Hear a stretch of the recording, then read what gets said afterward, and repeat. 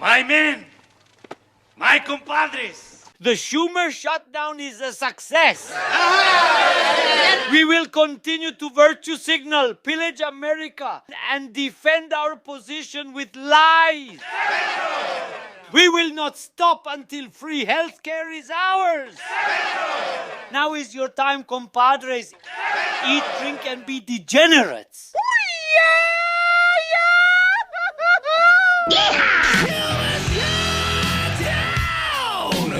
Bigotry will get you nowhere.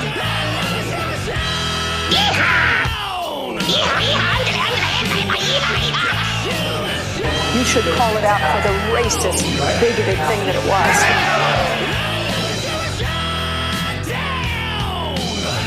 This isn't funny.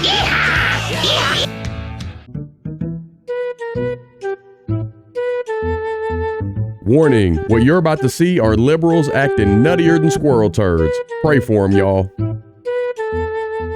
You know, we do well. I appreciate CNN, but I'll tell you, you know, Republicans own most of the media. What? Come on now, dog. Come on, man. It's the biggest piece of dog shit. They control Fox News and X or Meta, whatever you call it. Just, you know, right now the president has purchased or allowed his allies to purchase TikTok.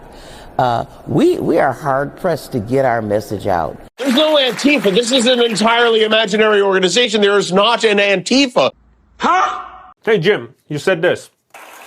There's no Antifa. This is an entirely imaginary organization. There is not an Antifa. The network that you work for has plenty of articles on Antifa, Jim. What is Antifa? Antifa protesters showed up in Portland. There is a Antifa.organization website, Jim. Antifa handbook on Amazon. Antifa out there in the streets. Antifa members. Antifa flag. That's interesting. We're fucking done with people like that. And that was Antifa in action. I hope this helps, Jim. Like, I don't even know what Antifa is. There is no group. It's not even like far-right groups like the Proud Boys and Oath Keepers. Compared to right-wing extremists, Antifa-linked violence is rare and limited. It isn't an organization. It is in many ways mythology. It's not like the Proud Boys or the Oath Keepers, you know, sort of defined terrorist organizations with leadership that leads violence. It's not a highly organized movement. It's a moniker. It's not a unified group like the Proud Boys are. Things like Antifa are things that are thought up. It's all in this guise of going after Antifa, which is nothing. There's no organization called Antifa. Nobody's a member of Antifa because it doesn't exist. They are just declaring into existence something that doesn't exist. There is no Antifa organization, so maybe that's good for social media, but it really is non-existent. They exist on the internet in chat rooms and in 4chan and Discord and places like that where they run discussion boards, trade tactics, documents, things like that. But none of them are called Antifa. Trump has argued that Democrats don't really have real leadership in this moment, that they're kind of lost at sea, essentially. Is that how you see it, or do you think that Chuck Schumer and Hakeem Jeffries are doing a good job in Washington? You know, I think holding the line right now for health care for millions of Americans, that is exactly what we need. What's wrong with you people? Just go look at the votes. There have been actual votes in the House and the Senate, 8 different times now, between the two chambers to open the government down. And Republicans have said, yes, let's keep the government open while we negotiate our differences. And Democrats continue to say no so they can appease their radical base. And so as Chuck Schumer denies pay to millions of federal workers, we know roughly at least 1 in 3 of every service member in America lives paycheck to paycheck. Now, should they get solace in knowing that they're risking their lives, some of them overseas, while their families are here, and on Monday, when we get to the date where paychecks would be cut, the government will still be shut down, and they won't even be getting a paycheck on the 15th. Rent will still be due. Mortgages will still be due. Car notes will still be due for those service members risking their life. Should they take solace in knowing that at least it's a good day for Chuck Schumer? At least Chuck Schumer feels like the shutdown's working good for Schumer.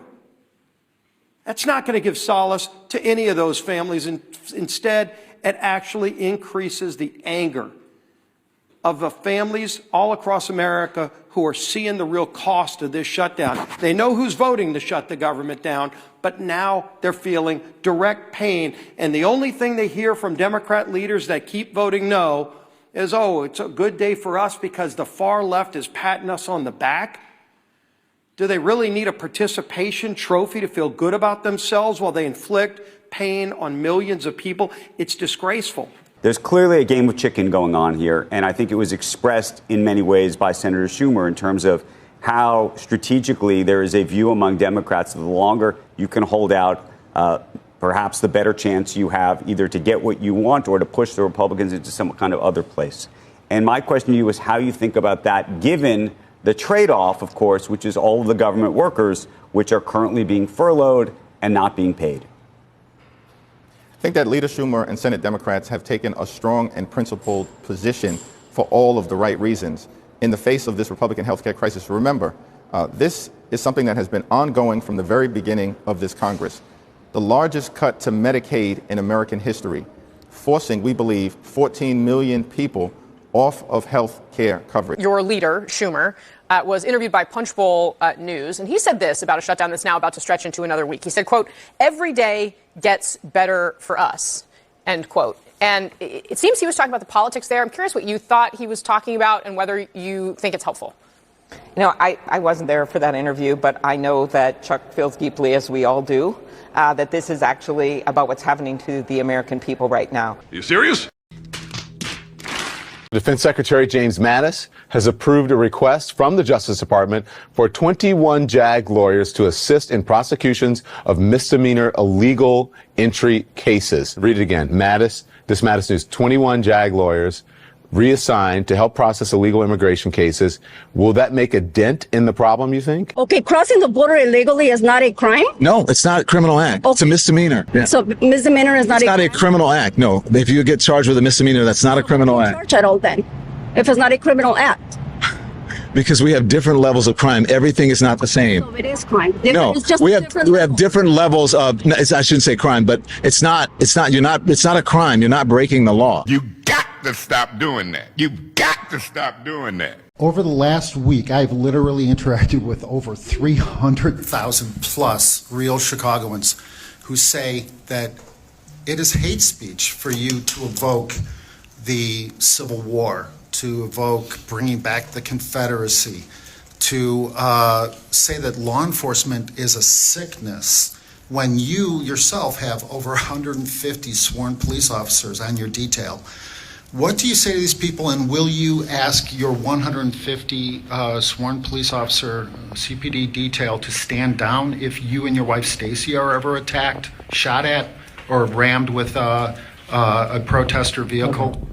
First of all, I'm sorry to hear that your numbers of interactions have gone down to only 300,000. Actually millions, but personally I've interacted with over 300,000, believe it or not. It went down this week. No, it's going up. Higher than yours, by the way. Okay. By the way, check out your comments. Check out the comments on your feed. I think it's important to be able to make sure that to the people that you're talking to, though you're talking to less and less people every week, is that they know the truth. Here's what I've said: that the addiction on jails and incarceration, and the addiction of militarism, it is an evil. Dr. King made that very clear. Really? He did. And so I believe it's incumbent upon us to make sure that the real Chicagoans or the real people of America, instead of sending billions of dollars overseas, we should be spending it on the people right here in the city of Chicago. Well, the real Chicagoans that I talk to, that I communicate with, mostly black and brown, actually, tell me that you don't seem to know the difference between illegal aliens and real Chicago citizens.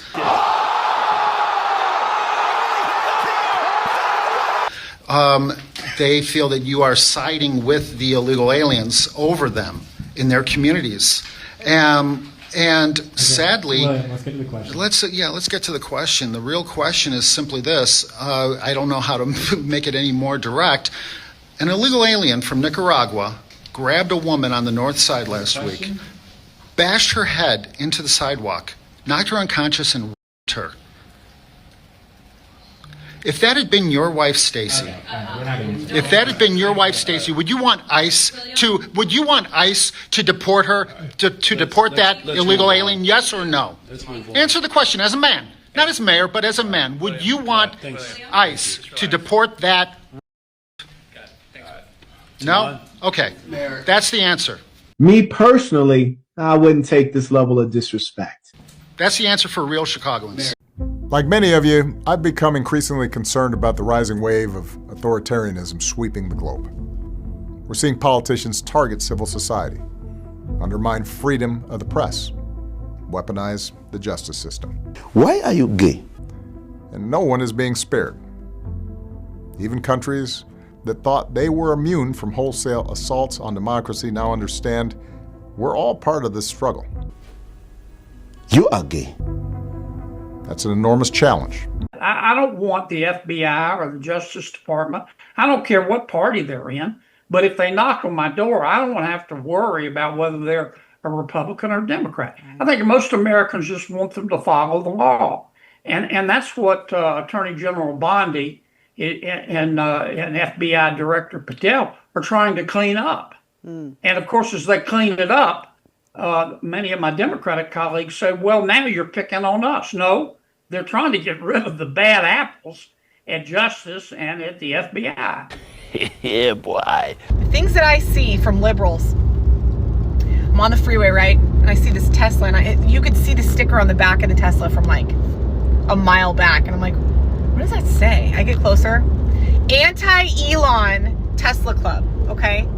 Massive. And I'm like, oh, this has got to be some blue-haired, nose pierced kid. I roll up, and it's like this 65-year-old woman. First of all, okay, I understand people bought their Teslas before they started hating Elon Musk because he has a different political opinion. But like, are liberals okay? Because sell your plug-in car and buy a different plug-in car, and don't patronize him in any way. Don't go on X. There's lots of liberals on. Why are you on X? Even if you don't pay to be on there, get off. Like, if Joe Biden had some website, I would not be on it. Okay, I would not be supporting that. So I cannot believe that people are that old women that are liberals. Are you guys okay?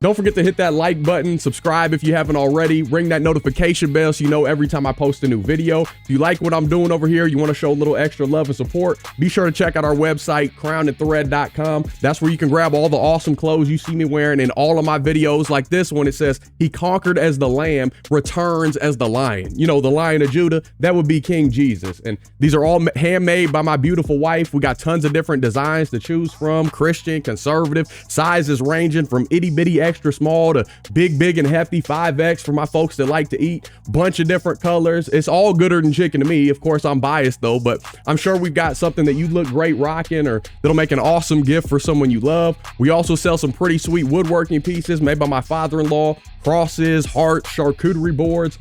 Definitely go check those out as well. If you'd like to support in other ways, you can buy me a coffee, hit that thanks button. You can become a member of the Gibson family right here on YouTube. All those links are down below in the description section. Listen, by no means do you have to do any of that stuff. Just showing up and watching my freckle face for a few minutes, that means the world to me, seriously. And I love y'all. I truly can't thank you enough for rocking with me throughout the years. Whether you've been here since I started back in 2017 when I was doing music reactions, or you're a recent subscriber, by the grace of God through my Lord and Savior Jesus Christ, and with y'all's support, my life couldn't be any better. Seriously. So thank you. And until next time, I'll be praying for you. Godspeed. I'm gone.